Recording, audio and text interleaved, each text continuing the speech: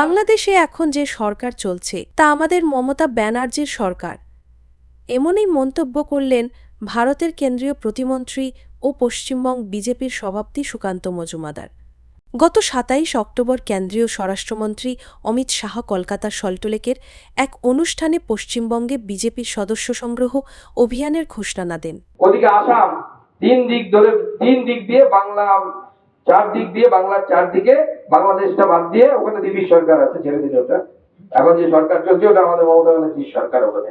কিন্তু বাদ বাকি সব দিক দিয়ে আমরা ঘিরে ফেলেছি, পশ্চিমবঙ্গটা শুধু বাকি আছে। আমরা যে লক্ষ্যমাত্রা দিয়েছি আপনাদের, সেই লক্ষ্যমাত্রাকে সামনে নিয়ে এগিয়ে যান। আমি জানি খুব কঠিন, সহজ বিষয় নয় বাংলায় মেম্বারশিপ করা, কারণ বহু জায়গা আছে যেখানে ২১-এর পর এমন অত্যাচার হয়েছে যে আমাদের কর্মীরা এখনো প্রকাশ্যে ভারতীয় জনতা পার্টি করতে ভয় পায়। এটা ভারতীয় জনতা পার্টির কর্মীদের মধ্যে এখনো সেই এন্থু আছে। আমি দেখেছি এখনো পর্যন্ত আমাদের কত কর্মীর পায়ে হয়তো গুলি আছে, আমাদের পরিদোষ আছে এখানে, যার পায়ে গুলি লেগেছিল সেই অবস্থায় সে এখানে আছে, আমাদের মন্ডল সভাপতি। এটা ভারতীয় জনতা পার্টি, আমাদেরকে এবার মেরে পিটে শেষ করা যাবে না, তৃণমূল কংগ্রেস শেষ হয়ে যাবে। বছরের পর বছর স্বাধীনতার পর ধরে এই ৭৫ বছর ধরে নিয়মিত অনুপ্রবেশ ঘটেছে এবং সেই অনুপ্রবেশকারীরা বিভিন্ন জায়গা দিয়ে, বিভিন্ন পয়েন্ট দিয়ে ঢুকে আধার কার্ড, ভোটার কার্ড তৈরি করে তারা ভারতবর্ষের বিভিন্ন জায়গায় ছড়িয়ে পড়েছে। শুধু পশ্চিমবঙ্গে নয়, পশ্চিমবঙ্গে তো আছেই, ভারতবর্ষের বিভিন্ন জায়গায় ছড়িয়ে পড়েছে এবং তৃণমূল কংগ্রেস নেতারা এতে উৎসাহ দিচ্ছে এবং এর আগে বামফ্রন্ট নেতারা দিচ্ছে, এখন তৃণমূল কংগ্রেস নেতারা দিচ্ছে।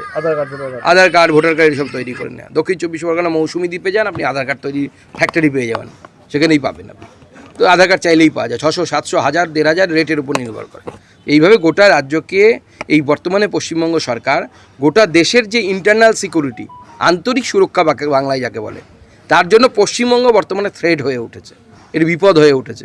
আমি পশ্চিমবঙ্গের শুভবুদ্ধি সম্পন্ন শিক্ষিত জনগণ যারা রাজনীতি নিয়ে অনেকটা উদাসীন থাকেন তাদেরকে আমি বলবো যে আমরা বাংলাদেশে কি পরিস্থিতি হয়েছে সেটা দেখতে পেয়েছি।